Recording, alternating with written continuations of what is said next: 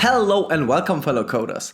A few weeks ago, I released a video about problem solving and how I consider it to be the #1 skill every software developer should have. So naturally, this raises the question of how do you solve problems well, and if it is a skill, how do you learn and improve it? And that is exactly what we are going to cover today. But make sure to stick from the beginning all the way until the end, because if you take to action what I'm going to teach you today, your life will change forever.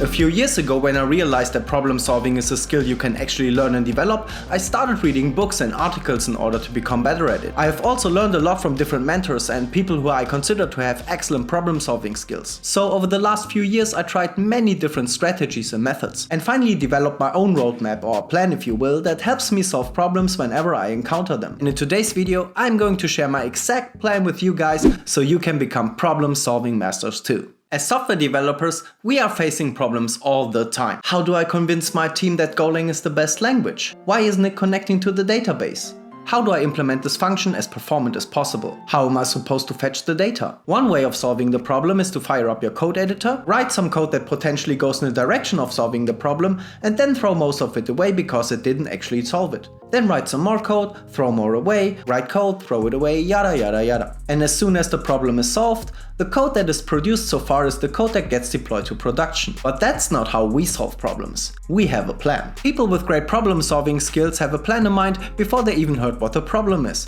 And they execute a plan, figure out what the exact problem is, and find the best solution for it. So having great problem solving skills is all about having a great plan and executing it well. But how does this plan look like? Glad you asked. Albert Einstein once said, "If I had an hour to solve a problem, I'd spend 55 minutes thinking about the problem and 5 minutes thinking about solutions." So the first step is to fully understand the problem. To do so, there are 3 things that you should pay attention to: the root cause, the reason, and the context. Let's start with understanding the root cause. Most of the time when you are facing problems, you are simply shown the effects or the symptoms of a problem. Clicking the button does not work. The emails did not get sent. Again. Not authorized?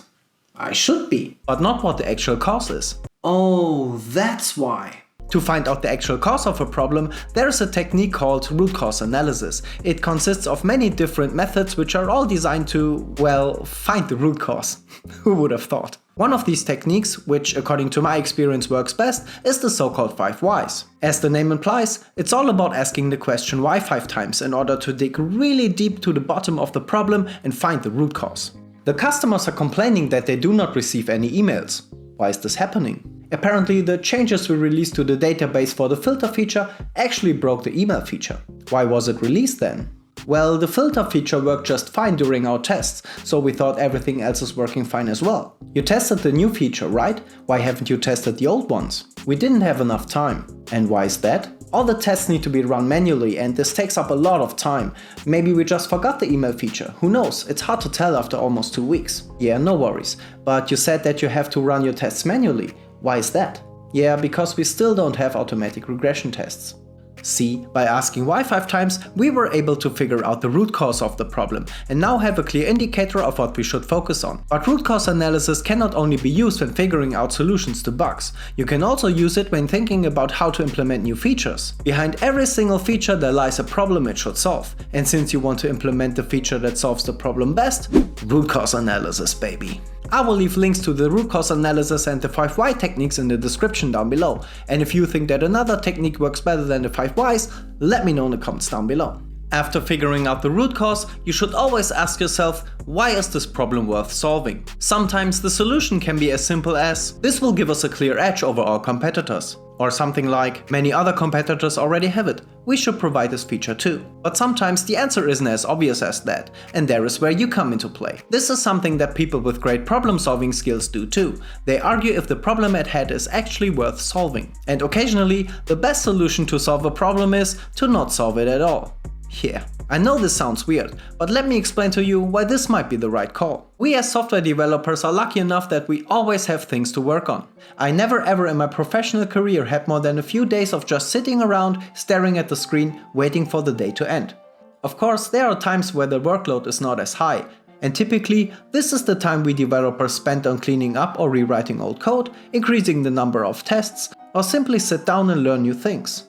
Or work on tasks and problems that are not high priority. So as I mentioned earlier, if the problem at hand is not 100% worth solving, there is no shame in just putting it on top of the to-do list and wait until you have more time. So as someone with great problem solving skills, it is your job to ask, why is this problem worth solving? And try to find arguments for both sides. After figuring out the root cause and deciding that the problem is actually worth solving, the last part is to put the problem into context. Will the new feature be something that only a few customers use, or will it be used by many customers worldwide? This might give you a hint if the feature must be optimized for high throughput. Can you choose the technologies freely, or are you bound by corporate guidelines? This might imply what databases you can use. What is the user base like? Are most of your customers connecting from mobile apps or from web browsers? This might restrict how much data you need to transfer. Of course, there is no one-size-fits-all list of questions that you can ask, because every single problem is different. But you can also talk to the product owner or product manager or whoever has a lot of contact to the customer in order to get a better understanding for all these questions. Simply sit down for half an hour and put your problem into context. This will leave you with a list of implications and restrictions that you have to consider when coming up with possible solutions. Wow, understanding the problem seems to be a long process, I know, but I promise, if you put in the time before you actually solve the problem, it will pay off tenfold afterwards. Once you fully understand the problem, the next step is all about finding the best technical solution. As always, there are many ways a particular issue can be solved, but there are also solutions that you should prefer over others. So, how do you find out which one to pick? If you have done a proper job in step 1, you should already have some business or technical requirements in place. Like for instance, you might have found out that the database must be able to handle 10,000 requests in under 100 milliseconds. So you have to research for databases that are able to do so. You might also have found out that most customers connect from their mobile devices, so data volume is an issue and your transport layer needs to address that. Step 2 is all about figuring out solutions to technical requirements. So talk to architects or senior engineers, teammates, or just Google for yourself and figure out the best technical solution that meets the requirement. Once you narrowed it down to 1 or 2 solutions, you could also write super simple proof of concepts to check your assumptions. This step is completely optional, but sometimes extremely helpful in order to figure out which one of these solutions is the better one. But do not invest too much time though. Time is a valuable resource right now and you need to make sure that you have enough left in case you need to pivot or change technologies. The third step is one of the most fun parts, at least for me, and that is to solve the problem with logic. Now, what do I mean by that? It means that you should draft out the solution to the problem without writing real code. A very common way of doing so is by drawing diagrams on a piece of paper or a whiteboard. Some people prefer drawing UML diagrams, some like flow diagrams better. You should also start figuring out classes and think about proper naming, which data needs to be stored or passed from point A to point B. This is also the time to find possible abstractions or spots where you can apply design patterns. And you should also write some pseudocode for complex calculations or parts where a lot of business logic will be happening. The goal of this step is to have a clear understanding of how the code will look like before you actually write it. And the best part is, even if you make mistakes or come up with better solutions in this early stage, throwing it all away and redrawing some boxes and arrows is no big deal. Even rewriting pseudocode is way faster compared to rewriting real code, which would be incredibly time consuming in later stages of development. So spending just a few days at the whiteboard will ultimately save you weeks at the keyboard. The fourth step is all about implementing the solution. Nothing much to say, right? You couldn't be much more wrong. Implementing the solution does not mean implementing the solution. So what's the difference? In this stage, you need to focus on writing the bare minimum code that you need in order to solve the problem. In one of my previous videos, I was talking about the concept of making it work, making it right, making it fast. Go check it out if you want to see the full explanation. But step 4 is a prime example of where you should focus on only making it work. Do not spend too much time on performance tuning or perfect naming. Having descriptive error messages or even having tests for edge cases is too much. Happy path tests are more than enough at this stage. You are still in the problem-solving stage and there can be minor or even major changes incoming that force you to rewrite a whole bunch of your code. Maybe you forgot something very important at step 3, so a whole lot of your business logic is basically garbage. Trust me, this happens all the time. No matter how much time you spend at the whiteboard, some things will pop up during the implementation phase. So do not make your code perfect yet. You will have a lot of time left for that later. Just focus on building the minimal viable product. At the end of stage 4, you should have a bare minimum implementation of the solution that you can deploy and test against. Congratulations, you just solved the problem. But wait, there is more.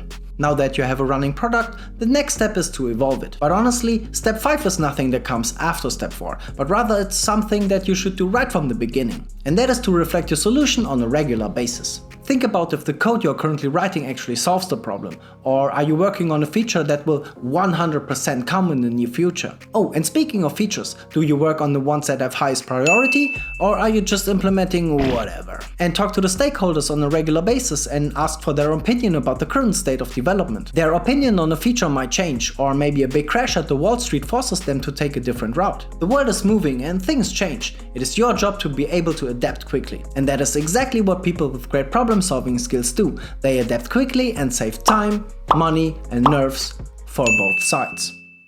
Mastering problem solving takes up a lot of time and practice, but by following the step-by-step guide consisting of understanding the problem, researching the best technical solution, fixing the problem with logic, implementing the minimal viable product, and reflecting, you will be 10 steps ahead before you even heard the problem. Step 3 is my favorite one. Which one is yours? Leave a comment down below. And hit the like button, subscribe if you're new, and ring the bell. And until next time, keep on coding.